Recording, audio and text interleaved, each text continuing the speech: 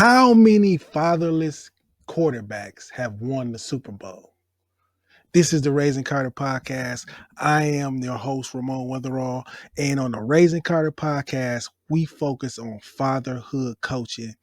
And the three main things we like to focus on, like we always like to say, is money, relationships, and manhood. The question is, the Super Bowl is this week, Super Bowl 59. How many fatherless quarterbacks have won the Super Bowl? And the reason why I'm bringing this up is because I saw this video. I saw this video from this podcast, and I was like, that's a good question. Let's check this video. Check this out. You know, there's never been a fatherless quarterback to ever win the Super Bowl. No, I didn't know that. Ain't that a trip? Nobody even think about that. I looked at the last 50 Super Bowl winning quarterbacks, right? And every single one of them had a father in their life. You know? That makes a difference. Oh, it does, man. And I'm not knocking single mothers or anything because they can raise good kids and, but having two parents in a household. Man, that's a whole different ball game right there because you come with balance. Yeah, it adds the stability, discipline, and accountability. I mean, the kid grew up with structure. Yes, exactly. I looked into it, and I don't know where he got his research from. I could be wrong. He could be wrong. But there are two quarterbacks who've won the Super Bowl who supposedly fathers weren't around. I'm going to give you one of them. Either you like them or you hate them. But I don't really understand why people hate them. I mean, I could just, if you don't like them, you could just do without them. But the hate for them, I don't really understand. That might have something to do with you. Russell Wilson.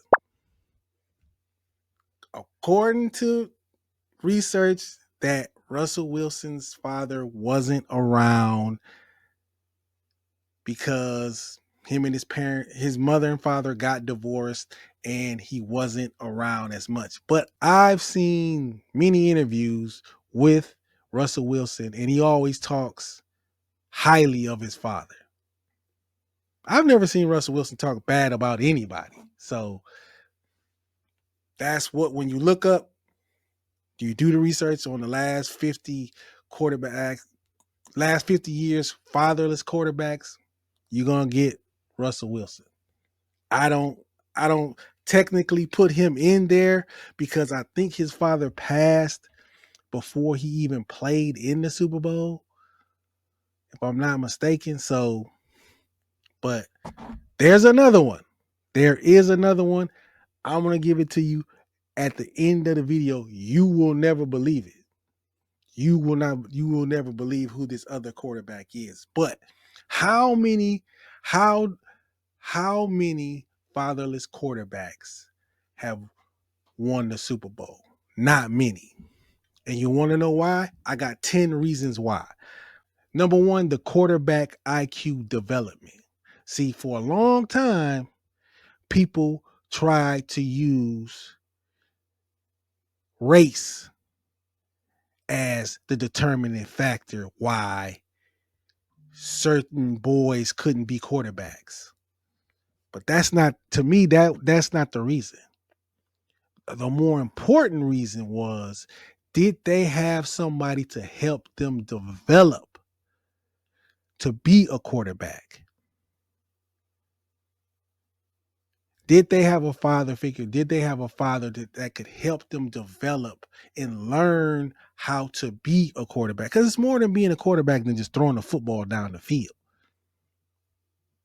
So a lot of people tried to use, a lot of racist, prejudiced people tried to use color or ethnicity for the reason why a certain kid couldn't be a certain child, a certain boy couldn't be a quarterback. No. I think it has more to do with if his father's there or not, if his father's involved with him, if his father's working with him, if his father's showing him what a good quarterback is. If he's there, Hey, Super Bowl 59, you got two black quarterbacks in the Super Bowl.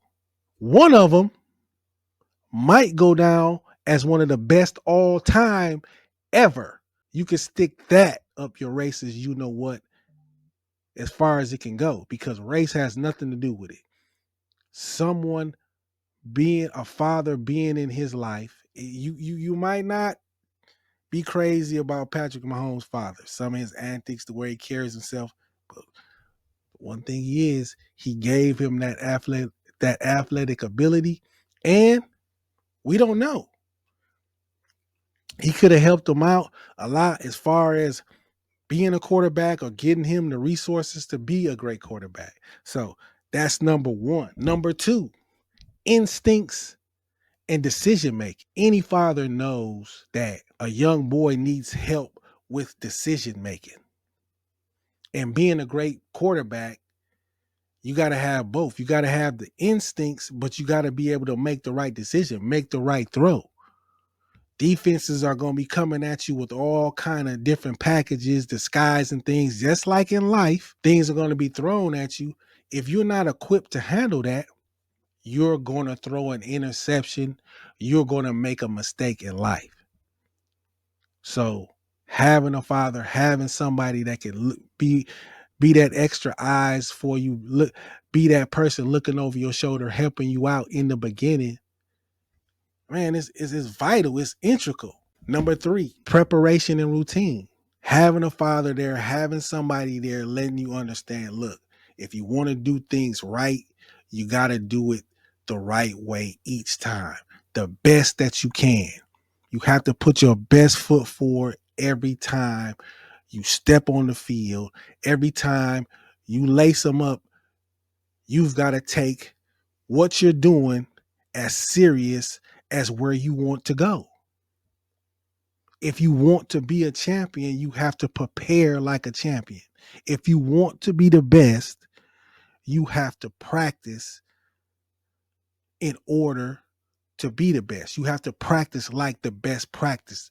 You have to practice as hard as the best practice and prepare for when it's time to dominate pressure situations. If you haven't had someone in your life letting you know, look, some times are going to be hard. Sometimes you're going to have to do things you don't want to do under pressure. And you need to show up at your best. Not just showing up. You need to show up at your best. I heard this great analogy. They said they're boys, they're men, and they're great men. Boys don't even show up. They got stuff to do. They're not even going to show up for them. You ask them why, it's just because they didn't want to. Men, they're going to show up. They're going to do what they have to do, even do what they don't want to do. The level of them showing up might not be the highest, but they're there. But great men, they're going to show up. They're going to be on time. And they're going to do it better than they've ever done it before. That's the difference. That's the difference between a boy, a man, and a great man, or even a man who's trying to be great. Number 5, communication skills. A good father is going to communicate with you. You're going to be able to talk to him. He's going to let you speak your mind. You're going to be able to take direction from him. He's going to listen to you, and that's going to help you as a leader, as a quarterback. So when you go out on the field and you're leading your team, you're going to know how to communicate with the other players, with the other coaches. How many young men do not know how to talk to other men?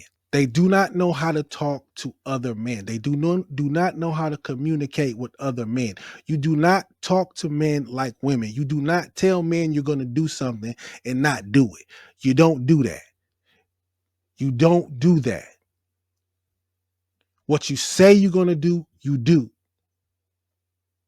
But a lot of times young men who haven't grown up around men, they treat men and talk to men just like they do women, telling them whatever they want to hear, knowing you're not going to do the things you say you're going to do. And that is a bad form of communication. You can't be a leader like that. Anything you want your teammates to do, you got to be willing to do yourself. Number 6, leadership development. You learn how to be a leader from watching one. You learn who's not a leader. You learn who not to follow by following a good leader. A lot of people say that's ego and that stuff. No. If you've grown up around a man that does what he says, that has integrity, that you can trust, that you see, that treats people fairly, you're not just going to follow behind somebody who you don't see those things in. Sorry. Now it might cause you a spot in that organization, it might cause you a spot on that team. But that team or that organization isn't really worth being a part of if that person isn't really someone you should follow. I don't care how old they are. I don't care how knowledgeable they are. I don't care what they've been through. If you see holes in their integrity, if you see holes in the person they are, do not follow them. Number 7, mentorship opportunities. When you have a father figure in your life and you know that how important his mentorship was to you, you're willing to mentor other people or even accept mentorship from someone else. But a lot of times, if you haven't had that in your life, you just think every grown up or every male is against you, or you don't want to listen to them, or you don't know how to listen to them. And you miss opportunities to learn from people that can help you as a player, as a person.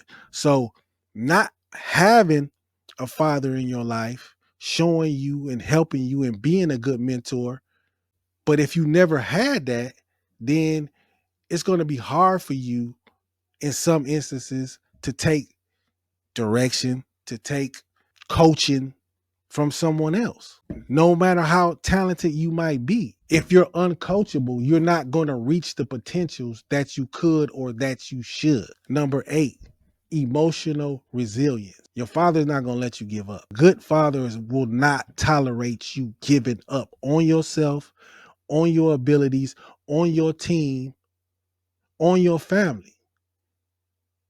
He's not going to let you do that because he knows if he starts that, that's just going to erode your character. That's just going to stay there. You're going to keep giving up when things get hard. Life's hard. Life's hard. Winning is hard. Being the best is hard. Being a Super Bowl quarterback is hard. Winning 3 championships in a row is not easy. But if you don't have emotional resilience, you'll never make it.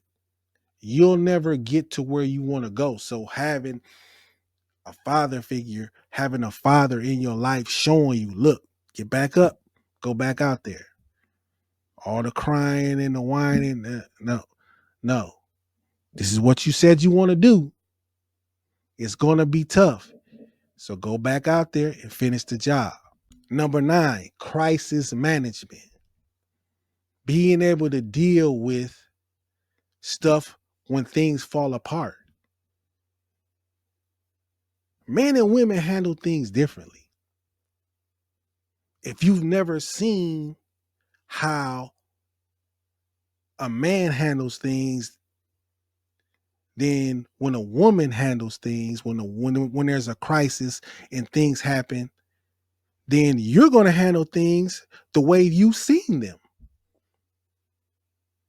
How you seen them and who you seen them from. You can like what I'm saying, dislike what I'm saying. It's the truth. If you've never seen a man handle crisis situations and how they should be handled, and he handles them like a man should. If you've never seen that happen, you're going to handle things like you've seen your mother handle. Is that what you want your quarterback to do? Is that what you want your leader to do? I'm not saying I don't think a woman can be a leader, but I think if she's going to be one, she should be mentored by male leaders. Get mad at me if you want to. Mad at me if you want to. I'm just saying. I think a woman can do anything a man can do, but if she's going to be a leader of men, then she needs to be mentored by a man leader that can help her handle things in crisis situations like they should be handled. Not emotionally, logically. And number 10, a long-term career mindset. Father's going to let you know whether you can do this thing or not. And if you're going to do it, how you should handle it. And the mindset is going to take for you to succeed at it. If you got an 8-9-year-old, he's got to have a mindset of it's going to be a long road to get to where he wants to go. It's going to be ups and downs. It might be position changes. He might start off as a quarterback and end up as a tight end. It doesn't, but if you don't have that person letting you know, look, you have to have a mindset of not giving up, but also understanding that things change, things happen, and that you have to be able to adapt on the fly. And also being able to understand that, dealing with injuries, coming back from injuries, training, how to get better at the position. If you are going to be a quarterback, learning, putting in the work, putting in the reps, doing the drills and the things that you don't want to do that aren't fun. You got to have that kind of mindset. Somebody's got to be there for you to let you know. You got to do the things you don't want to do to get to where you want to get to. So those are the 10 things that fatherless quarterbacks are going to run into. And if you don't have a father figure, if you don't have an actual father, a stepfather, grandfather, somebody that's really in it to win it with you, you're going to be at a disadvantage. You're going to be at as talented as you can be, as talented as you are. There's some things that talent doesn't make up for. There's just some things that talented doesn't make that they don't make up for. And there's a reason why there's only been 2 fatherless NFL Super Bowl winners. The one that I told you I was going to tell you about that you would not believe, his name is Joe Montana. Joe Montana, I believe, won 4 Super Bowls. His biological father was not a major part of his life. There's only been 2. There's only been 2 in the last 50 years. Yes, Lamar Jackson played in the Super Bowl. He did not win. We're talking about winners here. So the myth, the prejudice, the racist thing about blacks can't be quarterbacks, no, they can't be quarterbacks. That's a lie, okay? And I think more of it has to do with having good mentorship, having a father figure, having a father that starts to work with you early on being a quarterback, no matter what color you are, no matter what race you are, no matter how tall you are. Hell, look at Johnny Manziel. Where is he at right now? So race doesn't have anything to do with it. It's all about the environment you choose to build your career in, the people you keep around you, the women you keep around you, the relationships, how you spend your money, what's important to you. That is this episode of the Raising Carter podcast. How many fatherless QBs have won the Super Bowl? There's only been 2 in 59 years. If you like this content, you got any value from it, check out the playlist right here of all our videos. And I'm out of here. Peace.